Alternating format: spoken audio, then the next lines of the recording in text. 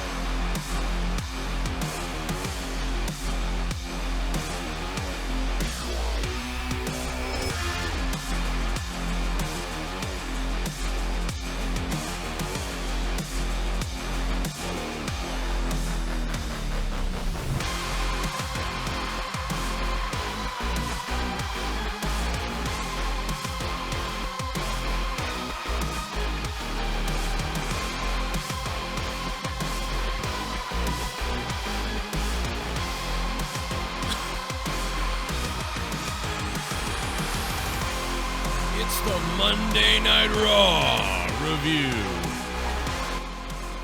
It's March 2nd, 2020. We've time warped from 2012. No, I'm just kidding. 2020. March 2nd.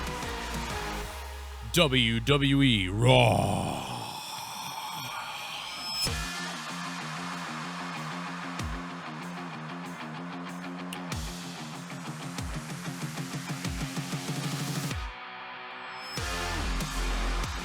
What's going on, everybody? How's everybody doing?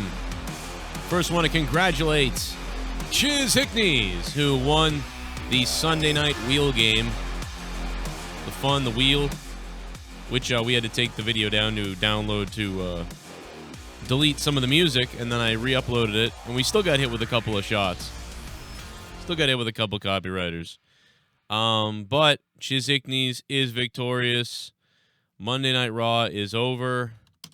And we're going to get into this. I'm going to be taking calls tonight from you guys because obviously, as Jake stated, he does not have internet. He has not had internet for a while. He won't have internet till Friday. He's also having surgery tomorrow. So he's having surgery tomorrow, and he won't have internet in his house till Friday. So no Jake in the house tonight. But phone calls will be coming from you guys. This is the final Raw before we get to the Elimination Chamber. The final WWE Raw. I don't know why it says that on like the news report. Brock Lesnar comes out. Thank goodness. I thought we were going to get a long-winded, repetitive Paul Heyman promo. You know, which I mean, Paul Heyman obviously cuts good promos still to this day, but a lot of the times it's just the same generic promo over and over again. And then he, But when he hits on a really good one, then it's like, oh, man, he's so damn good. But this was one of those throwaway ones to get to the point, so I appreciated that. They tried to make some points in there, that Brock Lesnar, he got the assist from Ricochet, and then he got hit and knocked out of the ring. But, when they're in a match, it's not going to be like that at all.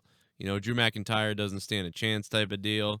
And then they went a way that I didn't think they would go, which is... Drew McIntyre coming out there and getting in the damn ring. And then on top of that, kicking the shit out of Lesnar, man. I mean, I like that Lesnar went to leave the ring like he always does, because most of the time Lesnar does leave. I think it's like, I don't know what the percentage is, but like 85% of the time when Lesnar's in a match like this and the opponent comes in the ring, 85% of the time, Lesnar just backs up and walks out of the ring, and it's a big tease thing. Don't let him face off before the match type of deal. but this was one of those rare times where he tries to attack or attacks his opponent. So they went with that. I thought that was pretty cool. And then on top of that, Drew McIntyre was ready for it, and he claymores him. And then he claymores him again. He comes out again after he gets all the way up to the ramp, and he hits him again. And it was pretty cool. I think it was 3 claymores, I believe. But that was fucking awesome. So that was kind of cool. I was down with that. Super chat. Super chat. Welcome back, Legend Killer. Welcome back to the Legend Killer. He killed a woman tonight, everybody. The Goon. What's up, Goon? How you doing? Welcome back to the Goon. And the Goon, you'll take the first spot on that that championship spot here. Thank you to the Goon for the $2 super chat. What's going on, Goon? The Goon. The Goon. The Goon of the Lagoon. That's lame. I'm sorry. But thank you to Goon. Also, yeah, thank you to Chiz Hickneys, who became the king of the wheel and will be this entire week. He joined Soundwave from last week and the previous winner, Broken Lion. But now it's Chiz Hickneys who will win next time. Also, Corrupted podcast is up on Patreon. If you guys haven't heard it, it's up there. Episode 141. We recorded it today. Shorter than the other ones had been, but you know, it was always supposed to be 1 hour. So now we had about an hour and a half one today. Pretty good stuff. Go listen to that. We had a couple people filling in, and DMOON looks like a fucking psychopath in that photo. And what the hell with that photo, man? I made it. I should know. So anyway, then we get, after the whole Lesnar attack thing, which was really cool. Oh, I got to get the phone number up too, by the way. I'm sorry. Let me get the number for you guys. So I really liked the opening. I mean, I liked the opening, how they made Drew look. You know, I thought that was pretty good. Time went by pretty quick for me because I liked it. So crowd liked it. I liked it. They got, you know, Drew McIntyre cheered for. So that was the good news. 339-226-6610 or Skype the show if you want. Just add me on Skype, Danny Dudley, if you want to add me on Skype. One thing I noticed about tonight's show was the referees are normal in WWE. The referees didn't distract me. I was thinking about that. Who's that referee? Is it John or Jack Doan or somebody? That was the old referee, Jack Doan. That old. Who's the guy now with the black hair, jet black hair? He's just such a great referee. That guy, I think, is the best referee in any of the companies right now. I just love that guy. He's just very believable, very good, very spot on with what he calls. It's very professional. He sold that ring falling apart epically that time. But man, the AEW referees are fucking embarrassing. And I like AEW better than WWE right now, but that's the one thing I was thinking about when I was watching tonight. I was like, wow, these referees are way better because I don't really notice them. But in AEW, I can't stop looking at what the stupid referee's doing half the time. 510 is on the phone. Hello. Hey, Joe, what's up, man? How you doing? What's going on, man? Hey, man, my name's DJ. I'm calling from Oakland, California. I had a question to ask you. It's about the Busted Open Radio podcast with Bully Ray. Yeah. Did you hear about that situation that went on? What they were saying about Bray Wyatt and John Cena, how they basically their storyline just tells itself. Like, I wanted to get your opinion on the whole situation. If you I didn't hear about it. I did go off on a rant on Bully Ray the other day because he was making fun of people, and he was like whatever, and I made fun of him, but I didn't hear about what happened. I don't really understand what's going on. I pretty much hate those guys. But no, what happened? So basically, what Bully Ray's whole thing was, if you look at Bray Wyatt's whole demeanor after that he got pinned by Goldberg, he basically said, "Fuck the Universal title. I'd rather just take on John Cena." In Bully Ray's words, exactly, he was like, if you look at the Fiend's tweets and all that, he was basically saying he don't give a shit about the Universal Championship. He wanted to take on John Cena to avenge his loss from WrestleMania 30. Right. So he was using that as to justify why Goldberg winning was the right decision. And I'm like, okay, well, in my opinion, what I thought was, in my opinion, and tell me if you agree with this, is he basically says, okay, fuck the Universal title. I want John Cena at WrestleMania to avenge my loss from WrestleMania 30. Ain't that kind of burying the Universal title and making the title unimportant, that somebody would just purposely lose just to fight a guy who hasn't been on TV in a year, who hasn't wrestled in a year. Like, yeah, dude, that's just what I think. I mean, it all goes back to the whole Rollins thing.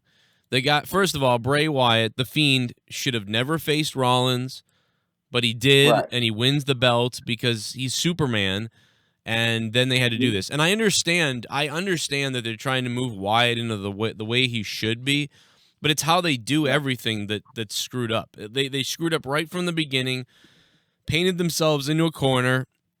And but in my opinion, it doesn't matter what their excuse is and what their reason is, because I get it. I understand. First of all, Goldberg versus Roman is a great selling match. The Fiend versus John Cena is a great idea for a match.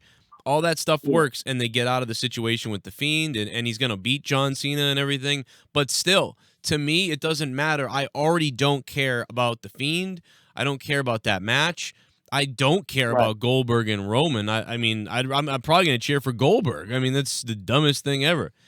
EJ, that might have been TJ. I don't know if it was TJ or VJ, but if it was TJ, the one that I know, TJ that I know from Twitter and from Unapologetic Podcast TJ, then what's up, TJ? I didn't even know that was you. But if that was some other guy named PJ or VJ and I didn't hear his name, then my bad. But I think that's who it was. But seriously, like, they painted themselves into a corner, and there was going to be no right answer. You know what I mean? And that's another reason they took Roman out of the Elimination Chamber, too, because they said, you know what? Everybody knows that he's going to win. Everybody knows that this is going to happen. He's going to face Goldberg, so that's a waste of time. Let's just get rid of that. Let's just have him challenge it right out and do that, and that's it. And that's what they did. By the way, thanks to Paul Max for subbing to the channel. What's up, Paul? It's the Joe Cronin Show, and you're in the chat, which means you just watched Raw and you didn't fall asleep. So that's one good thing, is I didn't fall asleep to Raw. There was a couple times where I almost nodded off. There was a couple times. What else we got? Oh, a little bit of the bubbly. That's it. Bubbly. Bubbly? Look at this stuff. Oh, a little bit of the bubbly. Oh. Beth sold that RKOL whatever to the rest. Am I the only that thinks McMahon is pushing McIntyre because he kind of looks like a pirate and he'll just be fed to Brock at WrestleMania? And watch Cena will beat Bray for the happy ending. Fuck me. Oh my God, I really can't off. I can't imagine that Cena's going to win that match. I mean, if Cena wins the match, then just, I mean, whatever. I'll actually just start laughing. I'll start laughing like a maniac. Was that Robbie Hyde? Robbie Hyde, thank you for the $3, Robbie. What's up, man? If John Cena beats the Fiend, I mean, I will start laughing like a goddamn hyena. I mean, that will be probably one of the funniest streams ever. But it doesn't matter, because to me, he's already dead. It's just like Braun Strowman. Braun Strowman is now dead to me because they made him look like a goof several times, cashing in the Money in the Bank, telling the guy about it, and being a moron. So, you know, to me, forever Braun Strowman is a moron. So I don't like Braun Strowman. I don't know if that can ever be saved for me. I don't think so. And then after Braun Strowman, they've made The Fiend now just ridiculous. I don't know what he is. He's a Superman who can't be killed with a sledgehammer or beaten by anything. They stop the matches. Then he's a Superman for a second. Then he's not. Then the lights are on. Then they're not. It's confusing. What? I hate The Fiend now. I don't even care anymore. So I'm done on him. Rowan came on the scene with this cage gimmick thing, and it was funny. Some local talents put it over hilariously. He began to look pretty good, and then he lost a match that he shouldn't have lost. Then he lost in the Rumble. You know, he got eliminated dumbly like a jobber type of guy. And then he lost another match after that. I forget what that was. He just started losing. And now tonight he reveals what's in the cage. And you know what? He revealed it to No Way Jose. What the fuck? Who cares? What? So the reveal happens on a backstage segment as No Way Jose Adam Rose goes prancing through the hallways, and then a giant fucking fake-looking spider. It looked like it was fake. Maybe it was real, but I don't think all legs usually move up and down like this on a spider at the same time. Usually they're doing something like this or like that or like this. And usually don't do this, but dude, the fucking it's a fucking spider! It's a fucking spider! Well, I gotta tell you, man, this. I'm gonna flip the fuck out. I am going to flip the fuck out on this shit.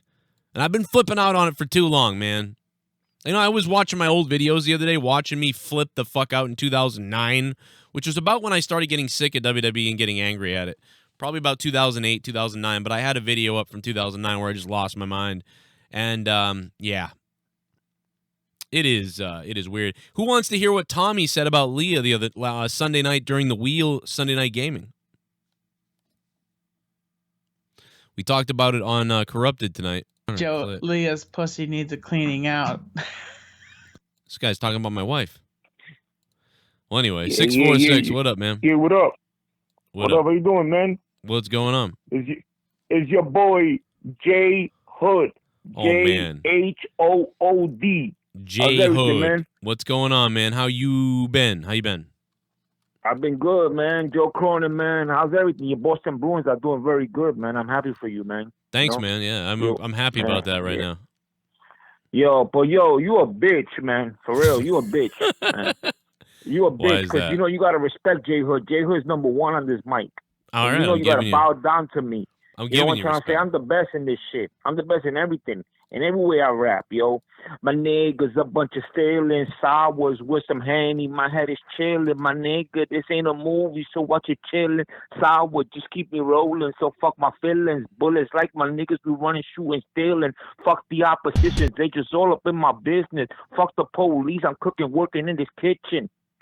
Damn, look out. What that mean, nigga? J Hood, man, I think he wrote that. Damn, J Hood wrote that down. Fuck, man. Finally, bro. Finally, man. J Hood realized to write something down. God damn it, man. It's pretty good, J Hood. Pretty good shit, J Hood. I gotta give you credit, J Hood. Coming in there with that hot shit. Open slate. Out of nowhere. Unbelievable, J Hood. Good stuff. Oh my god. I give you credit, brother. I give you credit for that rap. Yo, J Hood, you fucking call my show a fucking again. I'm gonna turn you into a fucking dead fucking man. I'm gonna fucking chop off your head and chop off your feet. I'm gonna beat off with my meat in front of your mom's face. I'm gonna jack off all over the fucking place. J Hood, you're dead. If you come around my hood, you're fucking dead. I'll put your fucking ass into a grave. I'll take you fucking back in time and not make you my slave. I'm gonna fucking tie you up and slap you all around. I'm gonna crucify you, crack a motherfucking ass around. That's right. I know you're white, J Hood. You keep talking black, but you're white. No black guy raps that shitty, you piece of shit. You're a fucking white guy trying to put on a fucking accent. Yo, it's me, J Hood. Yeah, I know you're like a fucking 14-year-old white kid in your room playing fucking goddamn PlayStation 4, jerking off fucking goddamn to Fortnite fucking cartoons. You fucking idiot. Why do you call my show, man? Man, I gotta tell you, back in the day, my poor parents, man, when I was 14 years old, man, I whacked off into pillows. Like, I whacked off onto the walls. Like, I whacked off onto the dresser. Like, I was crusting out on the dresser so much that my mother came in the room and was like, "What's wrong with this dresser? Did you spill milk all over this and not clean it?" And I was like, "Ooh, that's my spot. That's my spot. I don't know, Mom. I don't know where you." And she's like, "Oh," and she left the room.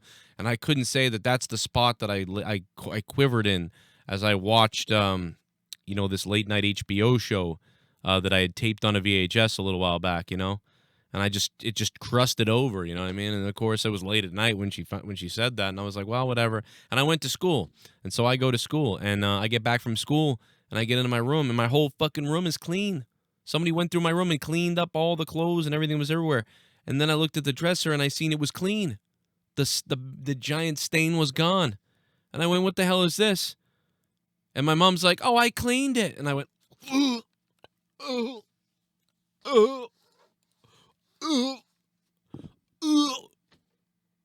Anyway, it was the worst thing ever. I couldn't tell her. You didn't clean milk. You cleaned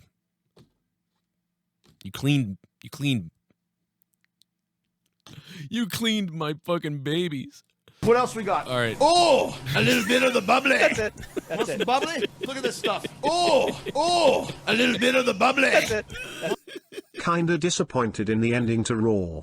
Was expecting at least a punt to Beth Phoenix or something more brutal than Justin Go. Goes to show you that WWE can't go beyond what they used to do. Fuck PG. John Wills, thank you for the $3. I think the thing is, John Wills, nowadays they're like, oh, look, we did this. It's crazy.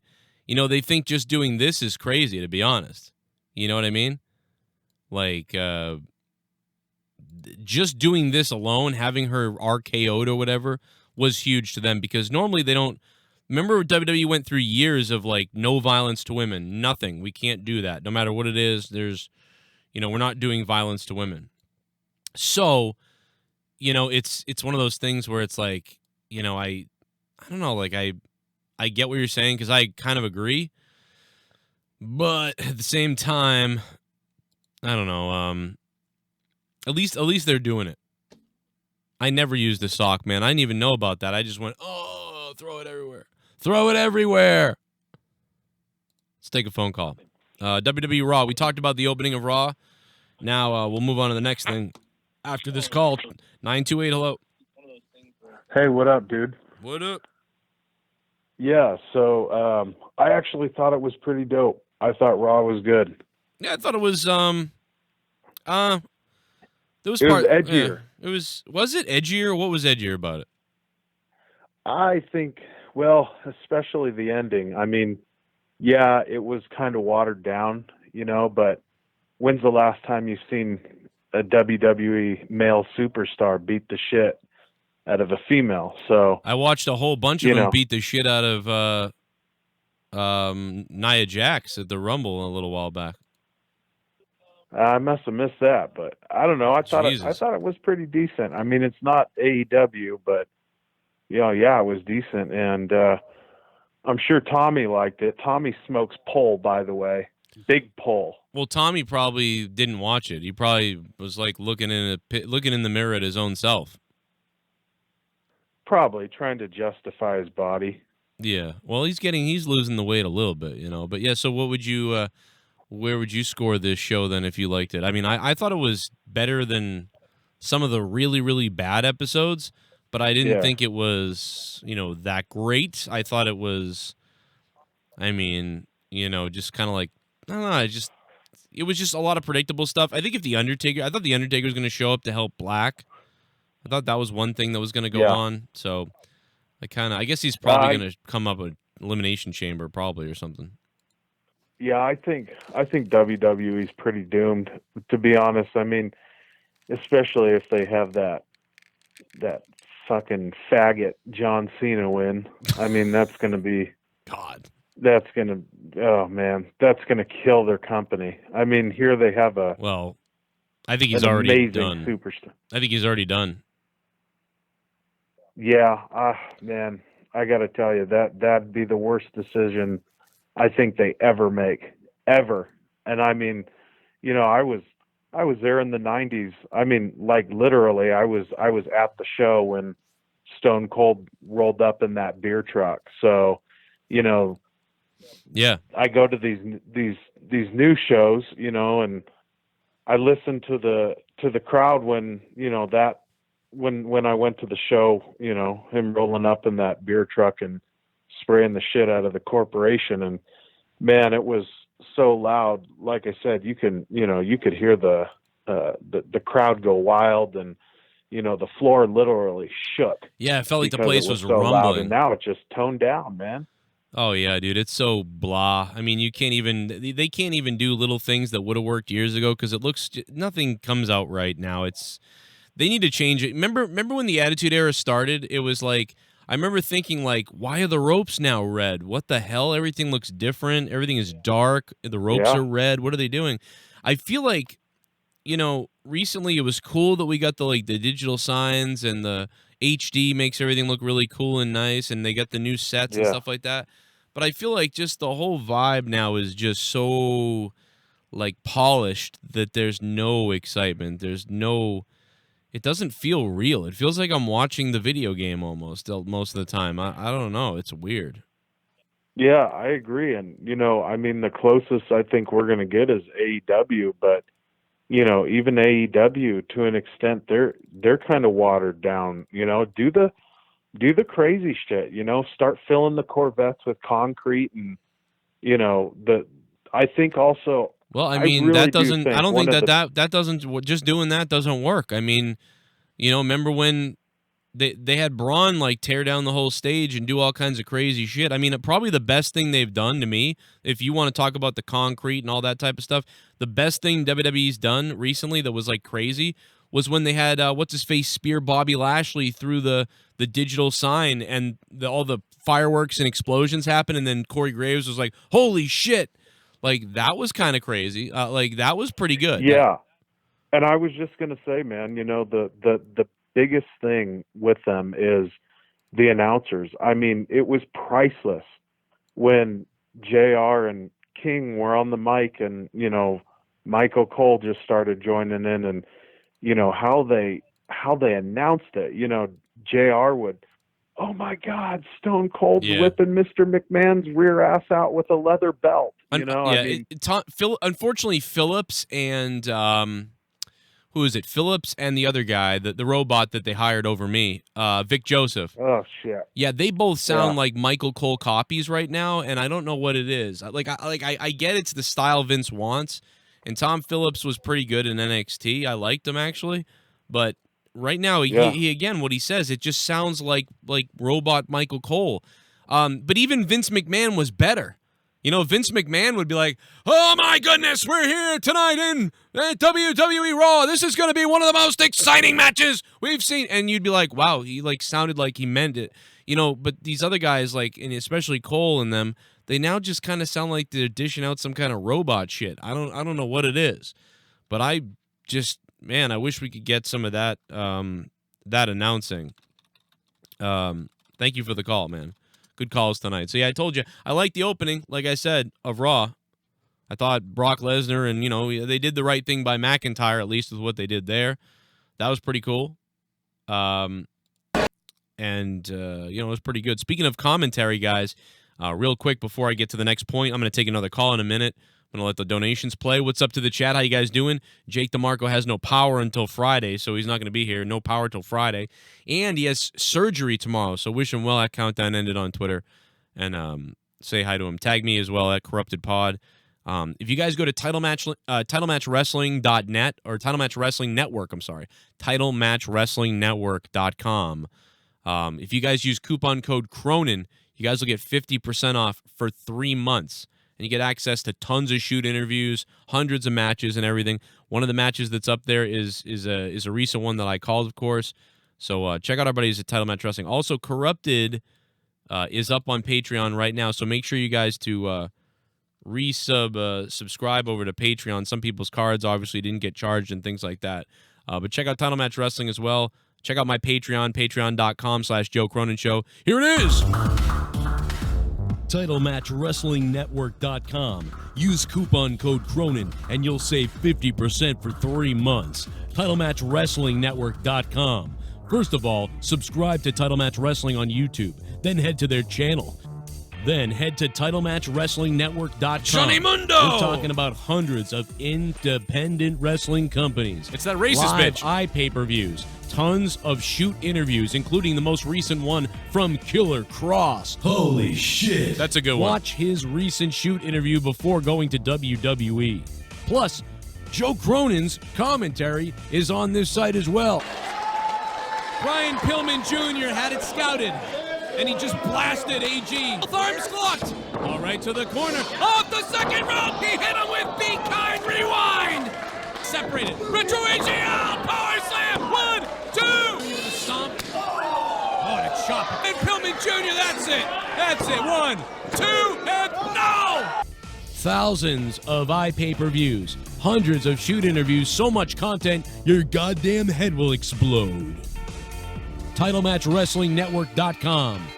Use coupon Cronin and you'll save a shitload. Use coupon code Cronin on TitleMatchWrestlingNetwork.com. You'll save a shitload. Shit bum. Shit bum.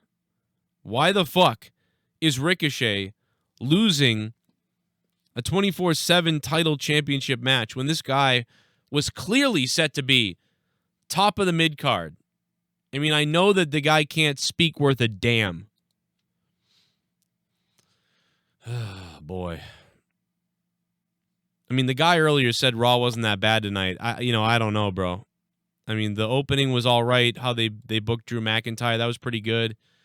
Tag team match, titles changed hands. That was kind of cool, I guess. And then Riddick Moss beats Ricochet. Like, what? The hell? Here we go. I'm about to get it, man. Here we go. About to get it, man. Here we go. Here we go. Here we go. Oh, no. Sup Joe bro, I'm back. Didn't get a chance to say on the live stream last night, but what if Matt Hardy goes back to Impact lols? But really toe.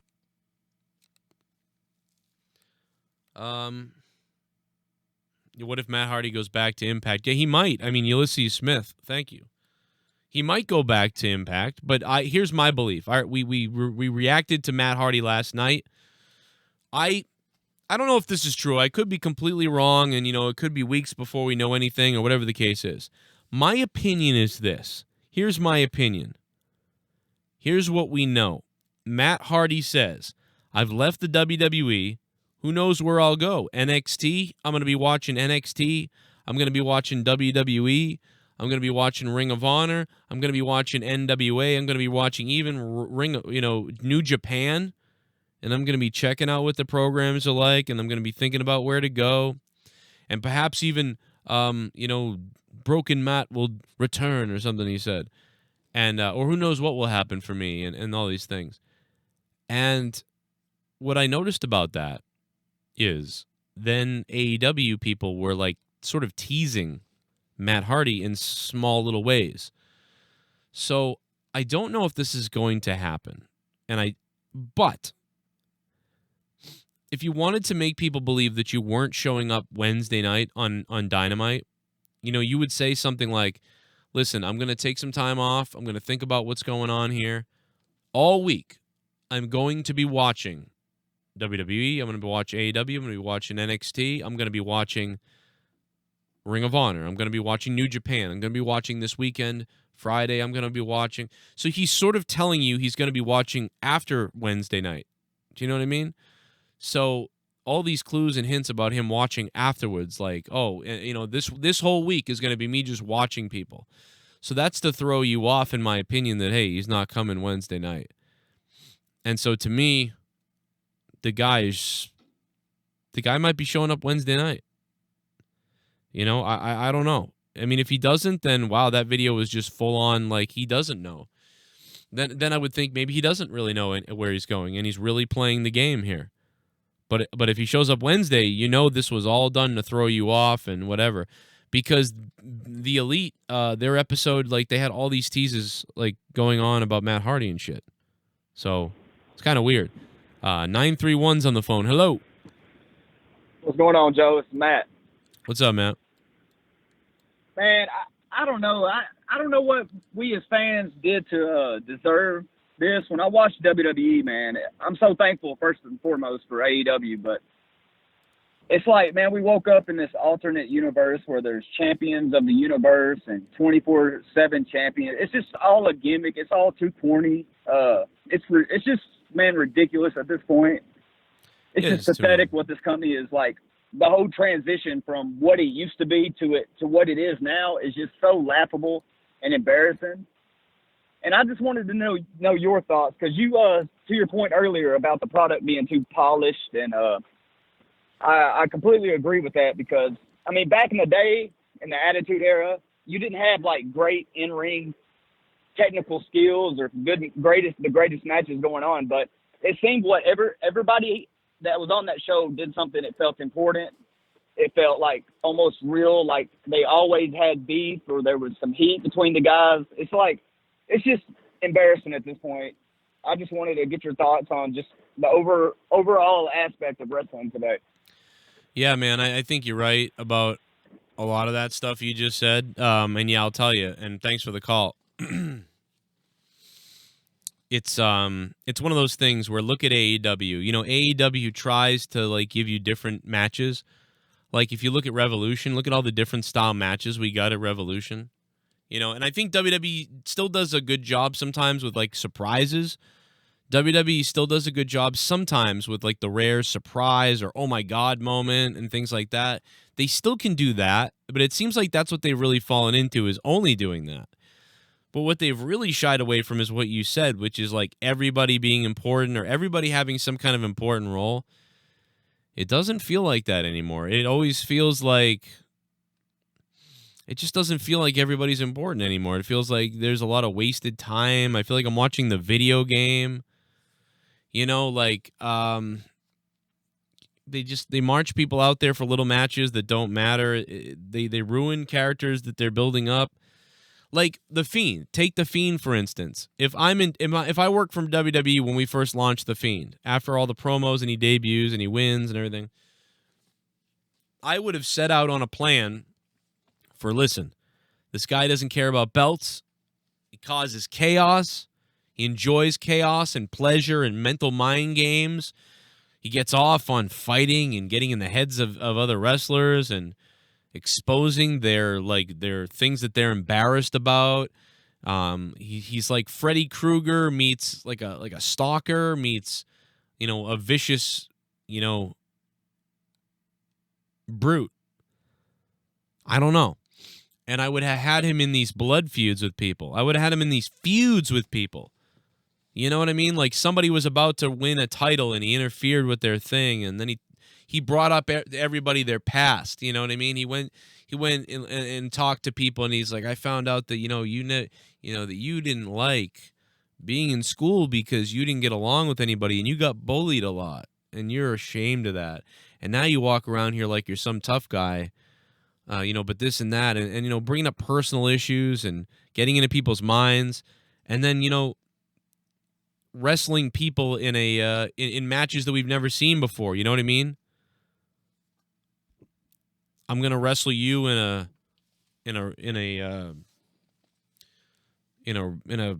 whatever the hell, a goddamn cave or like a fucking or a red light emergency match, whatever the fuck you want to call it. I don't know, like a cage match that no one's ever seen before. A barbed wire cage match. How about that? The cage is drenched in barbed wire, and they don't have to get crazy with it. You know what I mean? Like the idea is people aren't getting their head and it's like smeared into it. They're not getting thrown into it a whole bunch, but because nobody wants to go near the barbed wire. So the whole match is them trying to avoid the barbed wire. And when you get thrown into the barbed wire, it's a first blood barbed wire match, and the match ends when someone bleeds. So at some point at the end, you pick the guy up and throw him into the cage, and he hits his back into the cage and rips his back open or whatever, or you get thrown into it and your arm's bleeding, that type of thing. Whatever, little things like that. A buried in the ring match, a buried alive match, a buried in the ring match. Things like that. And I would have had him feud with people, and I would have had him a lot of the times get the best of people. And if you wanted to make him Superman, then give him 2 out of the 3 wins every time. And have him beat somebody. Have him feud with Rowan when Rowan first came out. And, let Rowan get 1 victory in the middle, and then he gets the 3rd victory. Those 2 guys, he could have feuded with him and been like, Rowan's like, you don't control me anymore and all that type of stuff like he used to do. And he's laughing, fucking, you don't understand how I do still control you.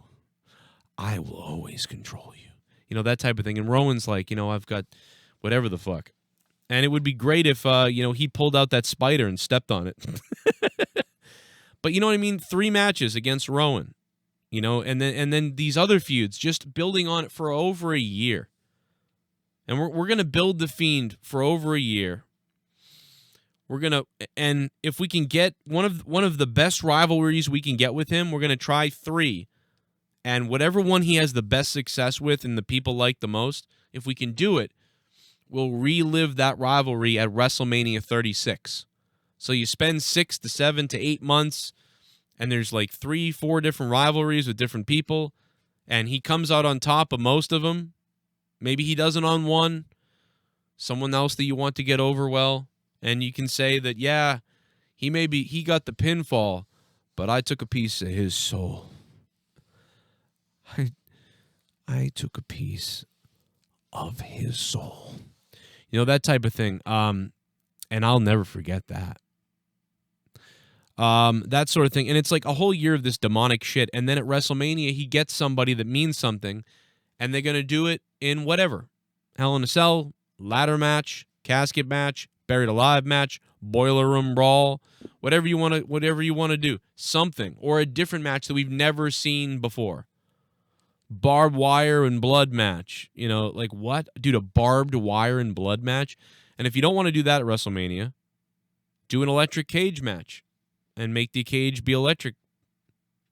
Do an Inferno match. Whatever. And then at WrestleMania, it means more than it is. Or maybe he gets seen at WrestleMania. Maybe after all that, he doesn't have a rivalry with someone else. Maybe he just says, I still remember. You know what I mean? And maybe John Cena gets an envelope, and he's like, "What's this? Do I get a?" He's like, "Well, I get these offers from these movies all the time." He's like, "They send emails, they send this, they send regular mail." And this is usually one of those cases where they tried to email me and I didn't answer, or my agent didn't get back to somebody, so some psycho leaves a letter outside. But all right, let's take a look. And the letter just says, "I still remember." And then they spend months or weeks building, like. And then eventually it's revealed that Bray Wyatt, it's Bray Wyatt. It's the Fiend. He shows up. And he's saying, I still remember what happened at WrestleMania 30. And now we have this match. And now this means more. Because he did all that tormenting and all that torturing and all those crazy matches similar to like Mankind or The Undertaker or Goldust. Those type of mind games. And now he wants John Cena at WrestleMania because he still remembers. Now that's a fucking build. That's what we wanted. The minute that he faced Seth Rollins for the title, no matter what, it became ridiculous. And it became wrong right then and there. That is when the timeline skewed into this alternate reality. Back to the Future 2 style.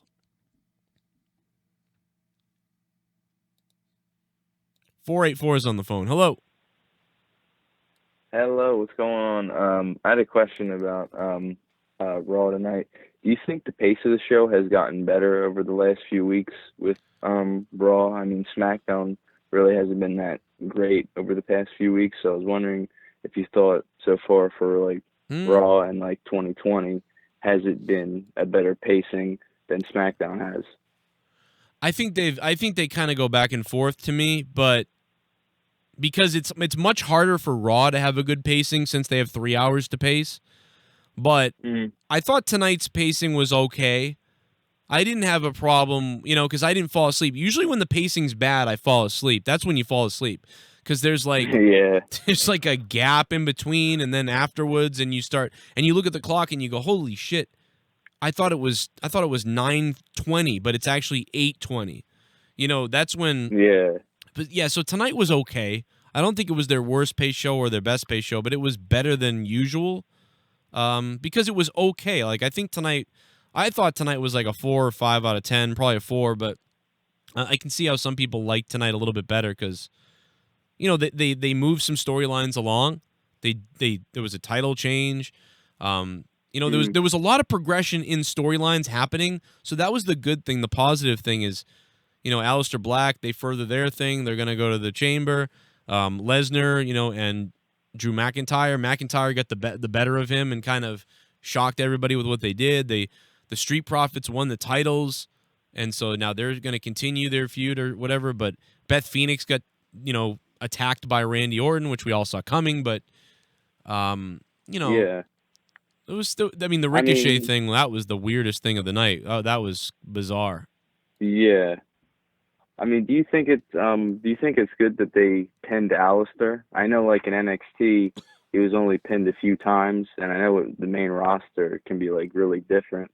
But I hope Aleister isn't just used to boost the rivalry between AJ and the Undertaker. If that makes sense. Yes, I'm starting to get concerned about that because originally, what was it, a couple weeks ago? I thought, it was a week or two ago. I forget. I thought that it was going to be Aleister Black and The Undertaker against the OC at WrestleMania Handicap. And then people were like, nah, it's going to be Ricochet too. And then I was like, oh. And then I also joked about Hulk Hogan joining them, which was ridiculous. But, I could see Vince doing it. But I still think that they're making Aleister look like he's pretty strong, but he obviously can't take on 3 guys. So that's what makes me think it's not necessarily that it's Aleister delaying everything so the Undertaker can get to AJ. I think it's more of Aleister Black is going to need help, and Undertaker will show up, and they'll have a common enemy, and there's going to be some kind of tag match at WrestleMania. So, Undertaker can get the hot tag in at some point to face AJ, and it's going to be AJ trying to get out of the match, trying to get away from the whole match, and, all these things, and then eventually Undertaker will tag in. But, yeah, I don't know. I just think that that's what they're doing. So I'm not worried about that yet, but, I am worried about that now that you say that. But yeah, and I don't want to hold you up for very long, but I was like, for me at least, if I don't know if Undertaker's going to retire this year. I don't think anybody knows really anymore at this point. Yeah, he keeps everybody's giving up on every that. year. But do you think I do like the match Undertaker and Aleister, and I know people want to see Undertaker or what did I say? Yeah, Styles and Undertaker, and I know people like the match, the Fiend and the Undertaker. But do you think that if Undertaker's last opponent was Aleister Black, do you think that'd be a good thing if Aleister was the one that was Undertaker's final opponent and actually beat him? Yeah, I think it was a week or two ago, maybe 2 weeks ago, when I basically laid out my whole plan for Aleister Black to face the Undertaker. And I loved it, dude. I love my own plan. I don't normally love my own shit, but I usually suck with this. But I liked what I was coming up with, man. I came up with this whole thing and what they would do, and but yeah, I don't remember where that is. Somebody could go look that up, but it was from 2 weeks ago, I think. And this whole thing about Aleister versus the Undertaker, and then it became rumored that it was AJ versus the Undertaker, and I went, oh, that's pretty good too, though. But yeah, I kind of wish they would almost do the Aleister Black thing, but AJ versus the Undertaker could be really good. So that's the only for sure. That's the only good thing is if we do get AJ versus the Undertaker, that will be awesome. But then now you're worried about, well, what the hell are they doing with Aleister Black? And once again, another guy who's got some momentum, similar to Drew McIntyre, is now put on the back burner so Legend comes back to face other Legend guy. Yeah. So I'm a little worried. Yeah, Super Showdown kind of showed that the part-timers always kind of have a spot in WWE. I'd like Aleister Black and The Undertaker to have a big program at SummerSlam.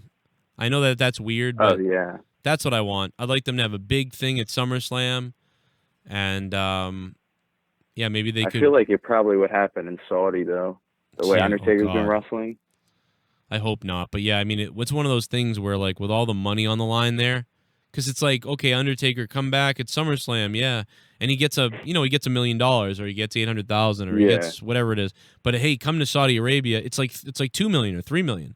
So it's like the payday is more for Saudi, but the bigger show is obviously to us is SummerSlam or WrestleMania. But yeah, man, good call, dude. I appreciate the call. Good call. One more call here. 502. Hello. Hey, what's up, Joe? What's up, man? I'm just having one, like legit. What the fuck was Becky Lynch wearing?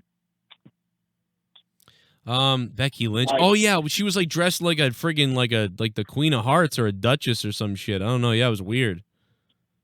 The more I see Becky Lynch, the more I wish it was already Mania and we were already getting the title change, because every single time Becky Lynch comes out, I legit want to jump to the TV and say, bitch, you're facing Shayna Baszler. Act like it. Yeah, and like... they are all acting... they are making this entire women's roster look like a bunch of clowns. I barely can even stand Kairi Sane and Asuka anymore. And I love Asuka. I love Kairi. I took them seriously like in NXT, but honestly, on the main roster, I am finding it so difficult to even stand the two of them with a microphone. Like, it legit hurts my eyes and it hurts my ears. Well, I honestly, I think that that's the goal. I think the goal is, like, say all this stuff in Japanese. It will annoy everybody. And then, like, laugh about it, because then laughing and then, like, that's annoying. They know it's annoying. I mean, they're heels, so they know what they're doing with that. That doesn't bug me. Like, they're trying to get people angry at them. So they're going with the whole, like, we speak a different language and you're stupid, and then laughing and stuff like that. So that I don't know, that doesn't bother me, but it is weird. I never would have thought we would see Kairi Sane come up and be this heel when she was just seems like so the opposite. This lovable, like, little thing. Yeah. Like, I don't like, she's what, like, she's my, instead of Riho, I'd rather have Kairi could have played that part in WWE. And it's like, I don't get it, but they're doing okay. I mean, because they have, even though she's sweet and everything, if she didn't speak, if she was able to speak English, I don't think she could pull it off as a heel. I think the only reason why they're pulling it off as a heel is because they can talk in another language and people get upset. Okay. Secondly, I seen this clip on Twitter of Ricochet heading to the bag, and it looked like he was serious when he took his bandage off and just threw his bandage down. Someone there tonight, caught a clip, like a 5-second, 6-second clip or whatever. But honestly, I didn't even see the match tonight, because I had company, and I'm so glad I didn't, because I probably legit cried, because they're making. I don't know how a Ricochet can even wake up in the morning and be happy. I honestly can't see it. I feel for this guy. Yeah. I feel for this guy. Like NXT, he was a legit prime key, poised for success on the main roster, and we all thought it. But honestly, I mean, I just don't understand. I just don't get it. I don't know what to say anymore about this company. I don't. Thank God for AEW. Thank God for AEW. That's all I look forward to now. Thank God for AEW. Yeah, man. Thank God for AEW, no doubt about it. But yeah, Ricochet, I'm worried about him because of his promo. His promo is, I mean, obviously has been so bad. And by the way, I have seen so many of my friends and so many other YouTubers out there, like, very upset about their patrons this past couple days. It's the first of the month. You always lose patrons on the first of the month because people's cards don't process. What are you talking about? So many people have been angry. Let me explain something. Every first of the month, I always lose like 30 to 70 patrons. And then in the next 5 to 10 days, we gain 30 to 40 more back again. It's the first of the month. People lose patrons on the first of the month every time because people's cards don't charge. People maybe didn't have the money until Friday, whatever the case is on Patreon. I was at 400 patrons 2 months ago. Then I was down to 340. Then I was back up to 395. Then I was back to 350. Then I was back to 395 again. And every month this happens. It's the first of the month.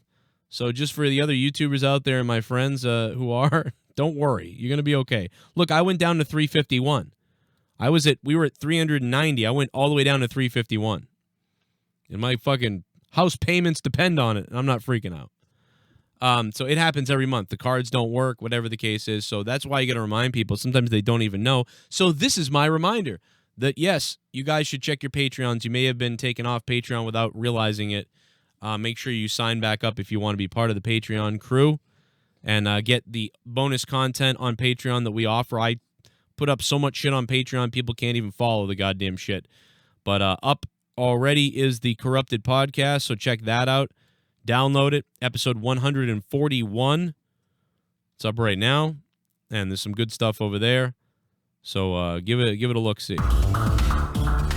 No, we're not going to do that commercial again, but TitleMatchWrestlingNetwork.com. Let's go back to the donos. Let's check out the donation. Super chat. Super chat. Or worse, what if he swerves and resigns with WWE? Yeah, I worried about that, Ulysses. Like, what if it's a big swerve and he goes, I'm going to NXT or I'm going to Raw. I decided SmackDown was the place to be, like, out of everywhere. But I don't think so. I mean, that would be a hell of a swerve and people would, oh my God. Dude, that might as well be a heel turn at that point. That would be a heel turn at that point, man. An absolute heel turn. A mega heel turn at that point. Be crazy. Billy, you cunt! Frog off! Gotta say seriously that if WWE keeps on relying on part-time old geezers until they retire, that when they finally start relying on this generation it will be too late. They will be too far gone and AEW will be so far ahead.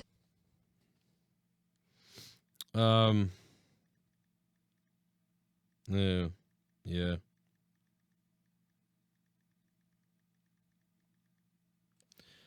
I'm going to read all that again. Ulysses Smith dropping a $20 bomb.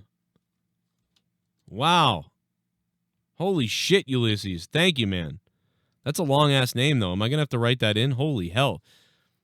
WWE keeps relying on part-time old geezers until they retire. That when they finally start relying on this generation, it'll be too late. Yeah, I said this a long time ago. Ulysses, I said this a long time. I said this was Band-Aids on bullet wounds or whatever, the bullet holes. I said this about 3 years ago or 4 years ago. It might have been 3 years ago. I was like, every time they're in trouble, it's like Goldberg comes back or Sting comes back or Brock Lesnar's back again for this or that. And their current stars die. And WWE has turned into shocking moments, like random shocking moments, rely on that, and rely on the returns of people that once were.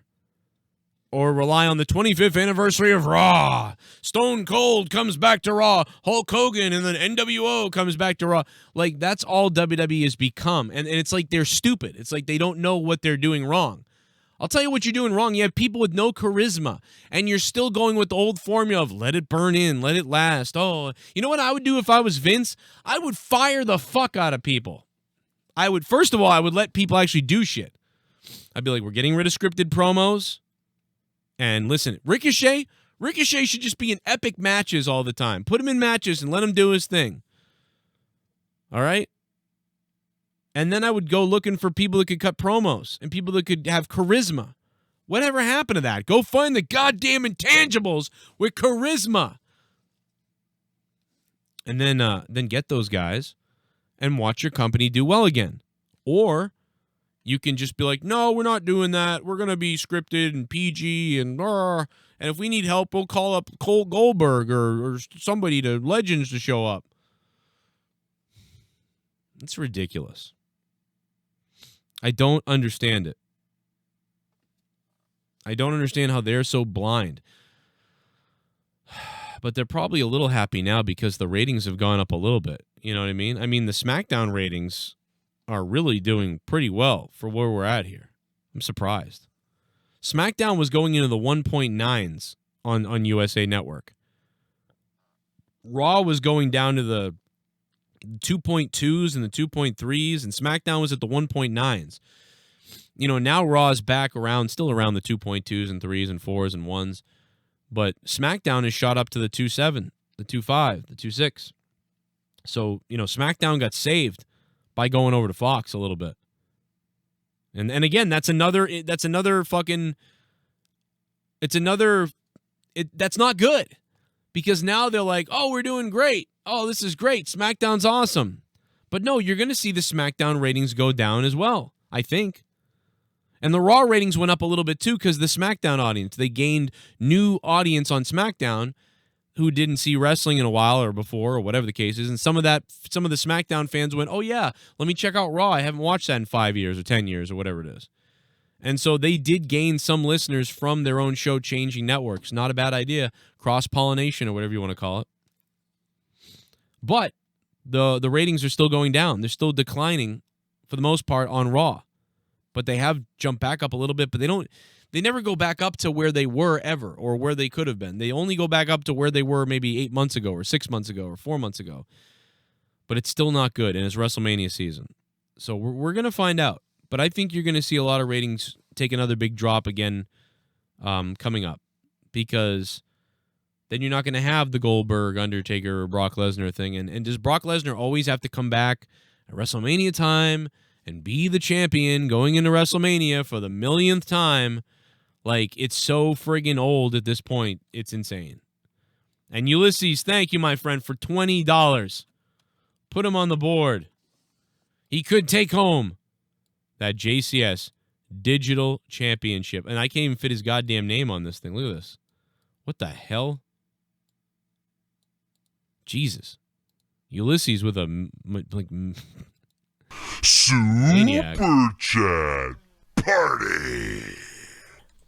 Taxicab Confessions, Lotion.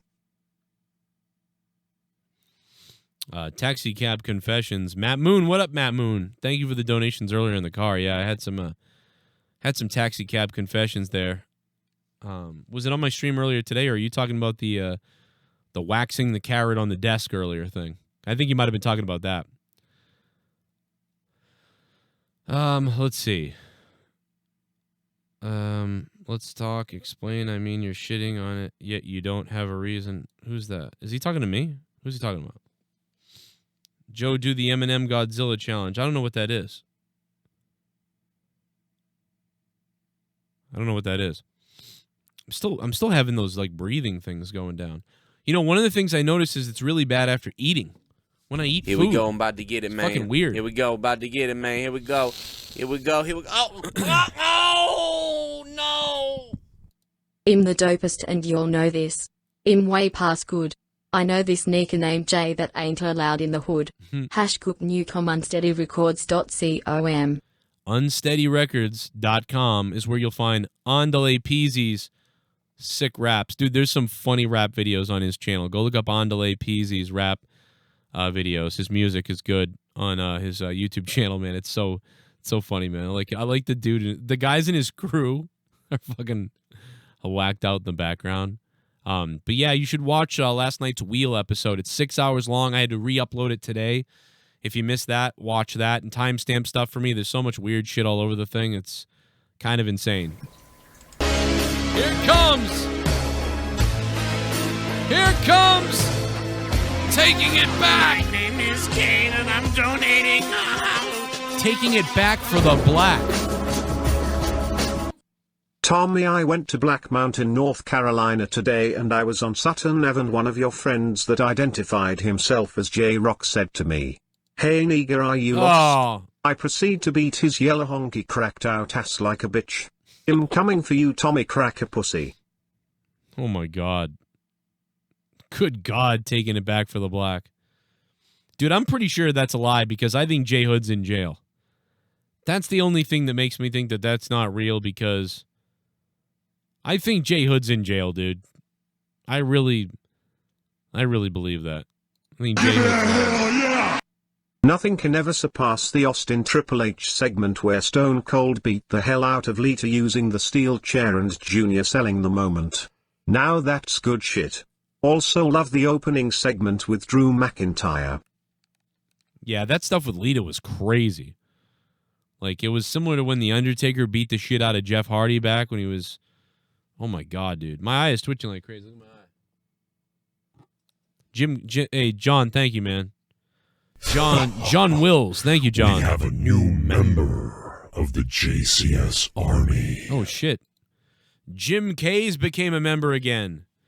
Jim Kays, thank you for going below my video and clicking on the membership button and helping me out with an extra $3 or so a month. Thanks, man. You're going to get those icons back. Have fun with those. And Jim Kays, thank you, brother. And speaking of Jim Kays, thanks to Wesley L., who became a $5 patron just a minute ago. And also to Night Mixer. Super Chat Party. Became a $10 patron. Thanks, Knight. Ricochet was wearing trunks and not pants tonight. Yeah, he was wearing trunks at the Showdown, too. He was wearing the same new clothes that he was wearing at Showdown. Yeah, I don't know what they're doing with him. I don't know if he's in trouble. I don't know if this is maybe a storyline where he's going to be frustrated. I don't know if Vince is mad because he was like, you know what, this guy sucks on promos. He'll never be anything. He's got a lot of charisma in the ring, but he has no charisma vocally. Like, at all. He might as well have a mask on, you know what I mean, in WWE and be like fucking like he was in Lucha Underground or, I don't know, like fucking, you might as well be Grand Metalik at this point to Vince McMahon. That's probably what Vince thinks at this point. He goes, he might as well just be Grand Metalik or Sin Cara. You know, I wouldn't be What surprised else if we got? Vince made him a Sin little Cara. bit of the bubbly. That's it. I can see Want that. some bubbly? Look at this stuff. Oh, a little bit of the bubbly. That's it. Raw was an 8/10. I liked the opening and the ending. Glad the Street Profits won the tag titles. Don't have any faith in WWE to push them correctly, but him giving them a chance, Ricochet and Aleister Black losing like idiots, was funny and made my day. Damn, that was an 8 out of 10 to you tonight? What the fuck was the Attitude Era then, if that's an 8 out of 10? What the fuck? Dwayne the Cock Johnson. If he a smell. Thanks for the $3, Dwayne the Cock Johnson. Shit, man, I might go 5 out of 10 with you. You've got a new subscriber. El Chingon del Dinero. El Chingon del Dinero. I probably pronounced that second word the wrong way, but Del Dinero. We'll go with Del Dinero. Del Dinero. Del Dinero. Oh, good God. Oh, my God. Joe, Leah's pussy needs a cleaning out. Joe, Leah's pussy needs a cleaning out. Oh, God damn it. That first segment with Lesnar was so ridiculous. They made Brock Lesnar look so freaking weak. Remember like 4 years ago when Brock would get up 2 seconds after John Cena did his AA finisher? But now apparently the Claymore kick is most powerful ever. Yeah, I mean, it goes that way sometimes in wrestling when they decide that this is your finisher and you're a big star. You know, I get you, though. The real YT, thank you. Shit bomb. And Dwayne the Cock. List of ideas for Bray Wyatt gimmick match. Tom Hollins, thanks. Barbed wire, steel cage, bury the Fiend, funhouse match scenes, views, and on a pole, dildo on a stick, help Tommy, North Carolina, hang a black man, pass from DeBar's pussy match, get the monkey out of KG God. Drew's ass or die. Jesus. Tom Hollins nutsack, thank you for the donation before that. And Dick has herpes. Dick has herpes. Thank you for the $5. I'm becoming a $5 shit bum.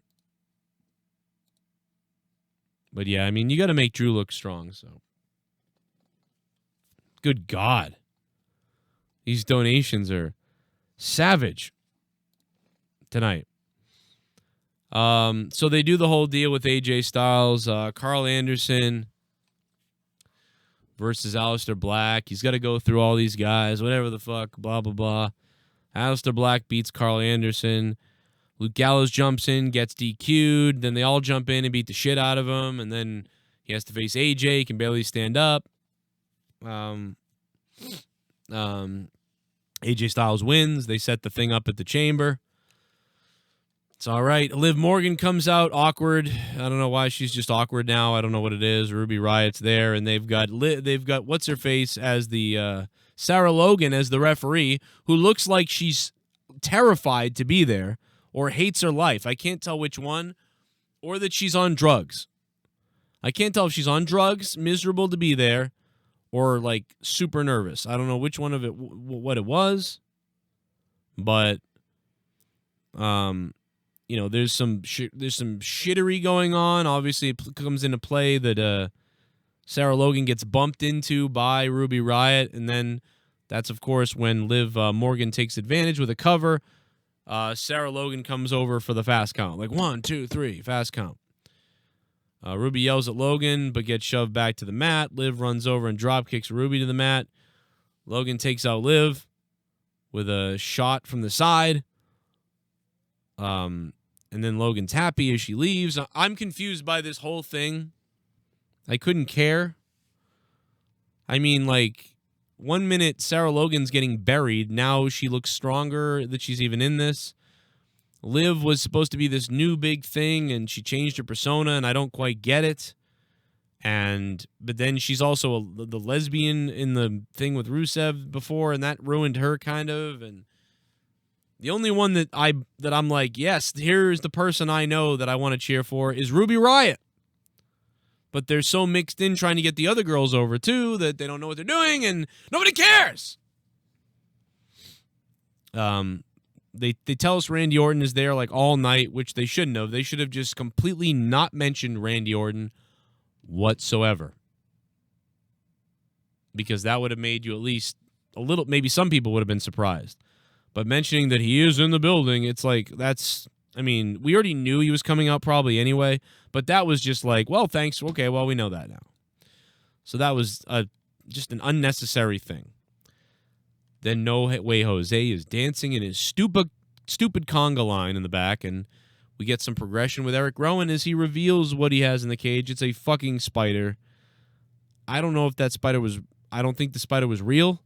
Pretty sure it was fake because I don't think spiders do this with their legs over and over again. But it looked kind of like it could have been it was a pretty convincing spider almost, but I'm pretty sure it's mechanical or something. But it would have been cool if it was like a real giant like spider from the rainforest and it was huge. That'd been cool. But I think it was fake. Because I don't think spiders do this. They seem to more do this type of thing with the hands, like not this. So it was laughable. It was the most underwhelming, most waste of a reveal thing. Like, just shoot me in the head. Shayna Baszler gets a match. She wins. Becky Lynch is dressed like a fucking trans fucking, I don't know, man. Whatever the fuck. Rey Mysterio, Humberto Carrillo, and Angel Garza and Andrade all have this big schmoz of a match that was all right, but I don't really care for. The backstage interview was weird, too. Rey Mysterio and Humberto get the win. I just don't care about these guys whatsoever. For some reason, I can't get into it.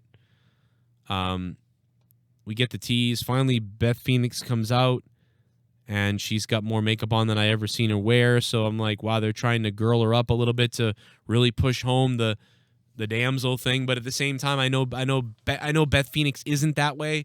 I know Beth Phoenix would fight Randy Orton if he tried to attack her. Hell, she might fight him just for being out there anyway. So I'm thinking the whole time, I hope Beth Phoenix gets in some shots on Randy Orton because I just don't believe anything less.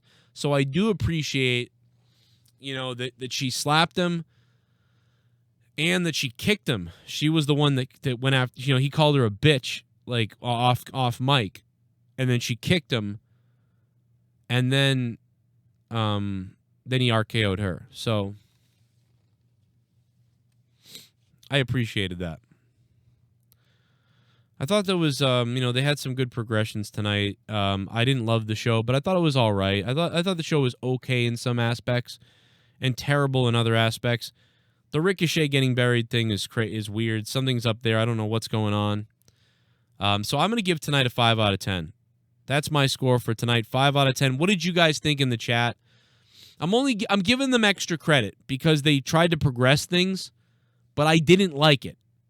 Okay, below a 6 is a thumbs down from me, but I'll give them a 5 out of 10 for some of that stuff. I didn't love it that much. The pacing of the show was pretty good. I thought the pacing was decent. Not the best, not the worst, but it was decent. I didn't fall asleep. Some people did fall asleep.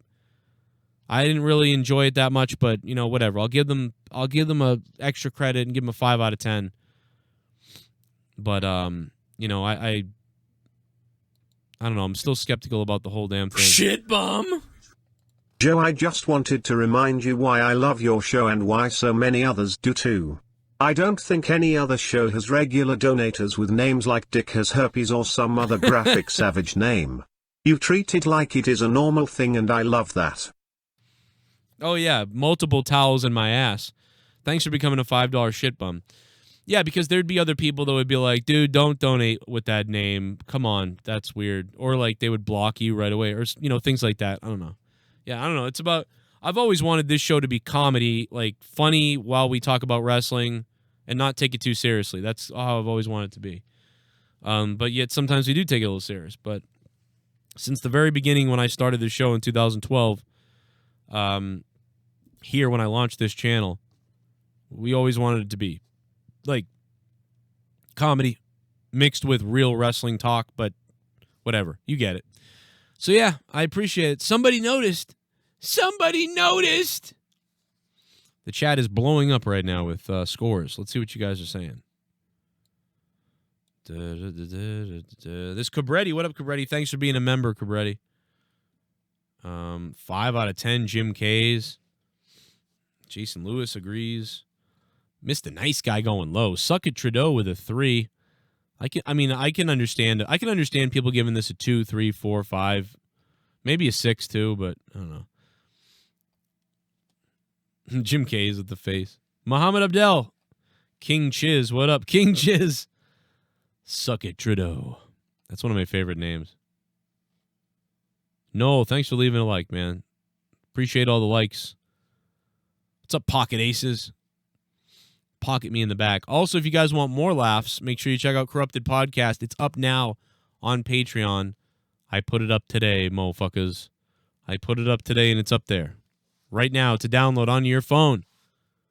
Patreon.com/Joe Cronin Show. Steve Kalan, you probably don't need to watch tonight's show. It's not that. I'd watch maybe the highlights if YouTube has like a 10-minute highlight video or somewhere you can get that. Check that out maybe, but I mean, you know, I don't think you missed too much by missing the show tonight, by missing WWE, you know. Tommy's wail of a mother's elbow. Jesus. Joe, Leah's pussy needs a cleaning out. Oh, God. By the way, there's going to be a new Tommy and Joe Cronin watch a porno. There's going to be a new one coming out soon because I've got some great clips of him. And I'll let you in on some of them right now. It's just shoved up in there. I have to get off in a couple seconds. I go to stretch them out like you should do with. I go to stretch them out. I have to get off in a couple seconds. It's just shoved up in there. Joe, Leah's pussy needs a cleaning out. I have to get off in a couple seconds. 517, hello. Hey, what's going on, Joe? I'm back. What's going on, man? What's going on? Hey, there's actually a Raw where I didn't want to actually kill myself at the age of 16. Yeah, it was. Yeah, this was all right. I mean, it was all right. I didn't love it that much, but it was all right. There was stuff that happened finally. Yeah, I will say something. I loved that Claymore by Drew McIntyre. That first Claymore, it looked sick as hell. Like when Brock charged at him, I thought that was really good. And then I thought the main event with the Orton thing, like Orton, okay, he RKO'd Beth, but technically she kicked him right in the balls first. Yeah, so she kicked him first. They made it seem like Orton's not the biggest piece of shit.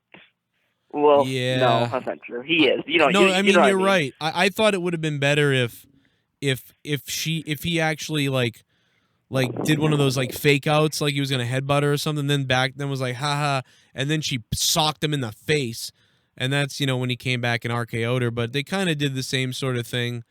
But I don't know. Yeah, I don't know. They made it a little lighter. It should have just been savage. He should have done something that was really fucked up to her. But oh well, yeah, it's a little light. Yeah. At the end of the day, it is technically a PG show. Technically. Yeah. So I get that was probably about the length that they want to go to. But as far as the other shit, I don't know who the hell that this Riddick Moss is, who beat Ricochet tonight, but he's pretty good. Oh yeah, no, Riddick Moss has been good. When he was in Independent, when he was in NXT, he's been good. He's been good. It's just kind of shocking. I mean, I guess they wanted to put him over maybe as the 24/7 champ and make that a little more serious.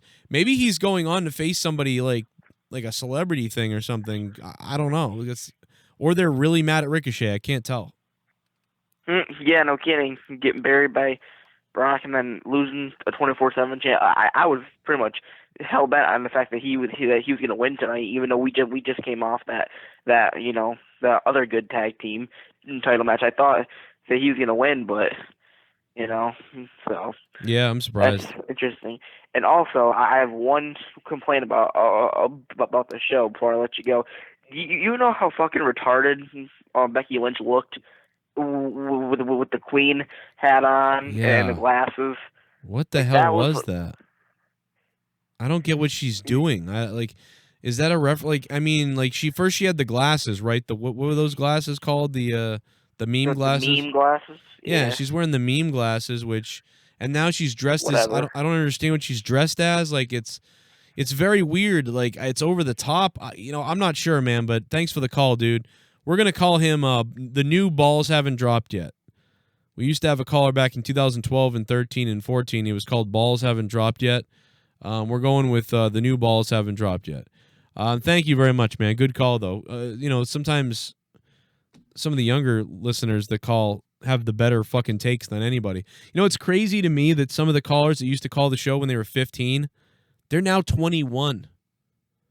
You know what I mean? There's guys that have become patrons and stuff like that on my Patreon to get all the bonus content and to listen to all the podcasts we put up on Patreon. And they're like, yeah, dude, I never donated years ago and I never became anything because I was in high school. But now I just got out of college or now I'm whatever and I got a good job someplace and I still listen. And I'm like, damn, that's crazy.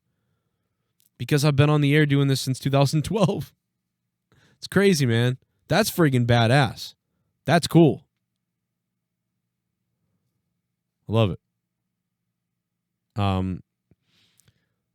Yeah, I've got some work I got to do to get stuff set up for tomorrow and throughout the rest of the week. So I'm going to take off tonight.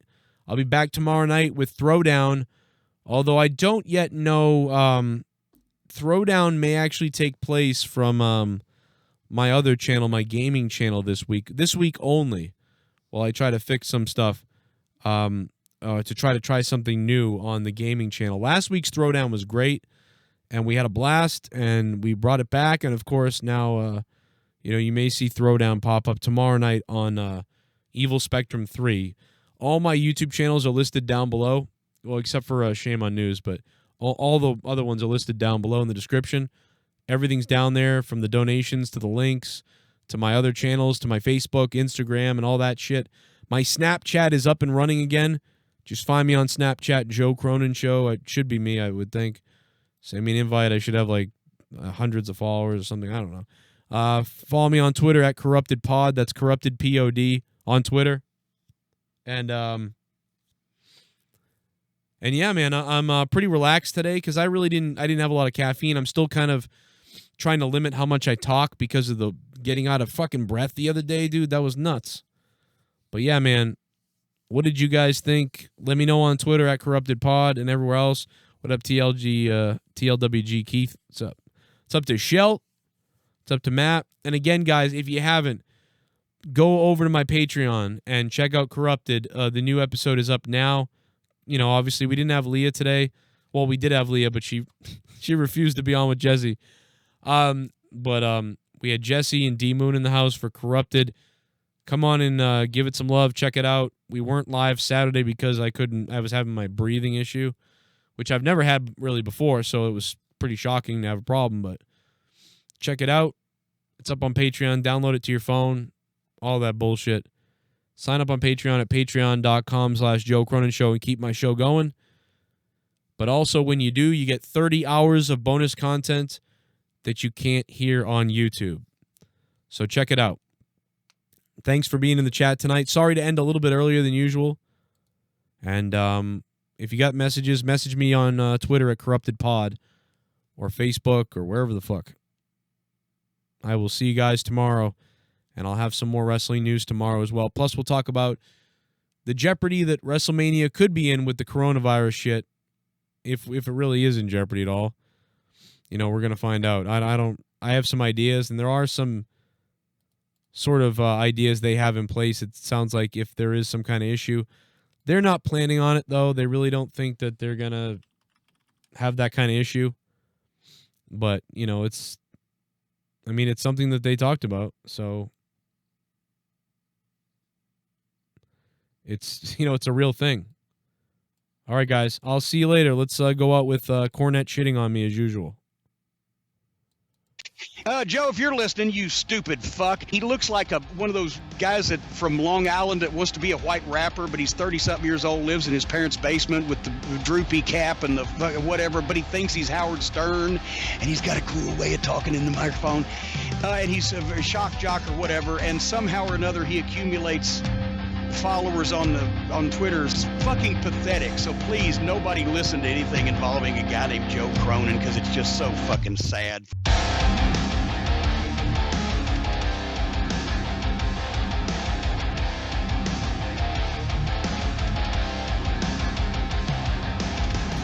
Thank you to Ulysses Smith, founder of Live Not Die Club, for $20. It was the largest donation of the stream, $20.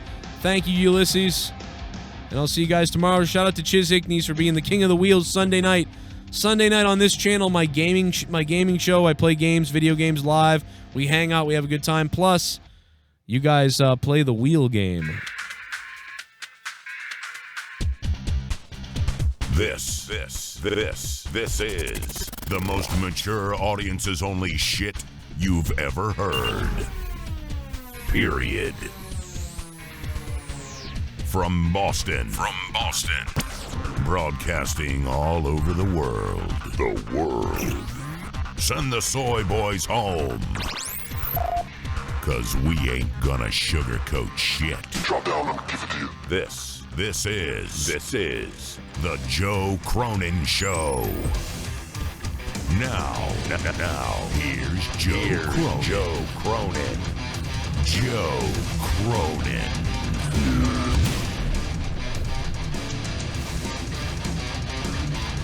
Check out the Corrupted Podcast, available on Patreon.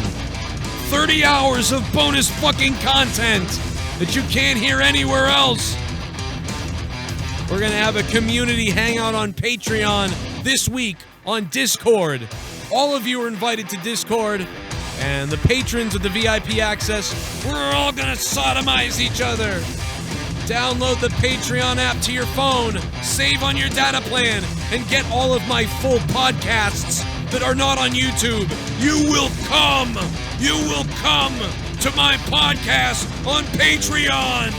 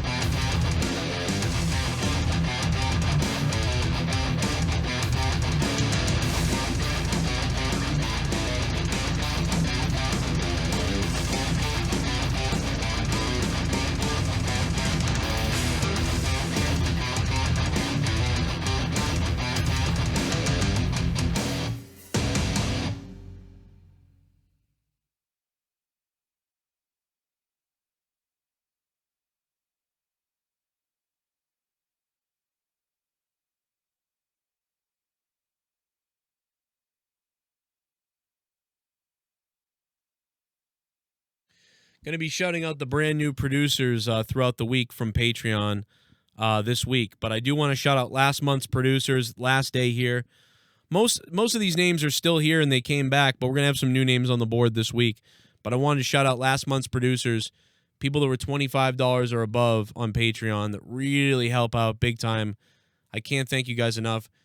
ADTR 210, Arknolia Strokelbean, Awonddy Big M, Bryan Harper, CJ Bradley, ColdBrewKrew, DanH&Cora, Daniel Cater, Drew Bar 100, Duane Crenshaw, Frog Kid, Gary Metzler, Gerald Armstrong, StarsScream, Joe Compton, John Zippay, Joseph Lightsey, Junebug, Kalel Bama, Matt Rossmeier, Mike Torian, NickY J, Shell Bryan, Shy God, Sith Neegan, SoCom Kastle, Talk to Me Nice, The Bear 1322, Tony Diesel, and Z, the Reaper. Thank you all for going way above and beyond. Obviously, you can listen to a lot of content on Patreon for just $1, $2, $5, and even $10. But you guys going to $25 and above that, just to support extra, very, very much appreciated. And everybody, man, got to thank you guys because I couldn't keep these shows up if it wasn't for these live donations and, of course, the people dropping off extra. There might be a couple people I missed on that list that just signed up this month. Mikey Guaz from Brooklyn. Mike Guaz is back. Thanks to him. And thanks to Patty McGill as well. Patty McGill, another new producer now. And Tony Diesel, when he went up to 150. And, yeah, hopefully everybody else will be back. Hopefully CJ Bradley as well. And I think we got everybody. There might be one or two that haven't popped through yet, but they will pop through soon. Thank you, guys, and I'll see you tomorrow. Goodbye. Check out the Patreon if you haven't, man. It's free to check it out. I mean, and on top of that, there's some free content on there. But for $1, you get a bunch of stuff. For $5, you get the 30 hours or more a month. So check it out. I do my personal podcasts and tons of other podcasts on there, and there's a lot more coming now. We had to restructure some things because some people left and some people couldn't do things last month. So some new shows are coming this week and being announced and things like that. So that's cool. So it means more content. We had a little bit of a break in the last couple weeks, but it's back. Patreon.com/Joe Cronin Show. I'm out. I plugged the shit out of this, man. This was like a 10-minute plug. But I got to do it to survive.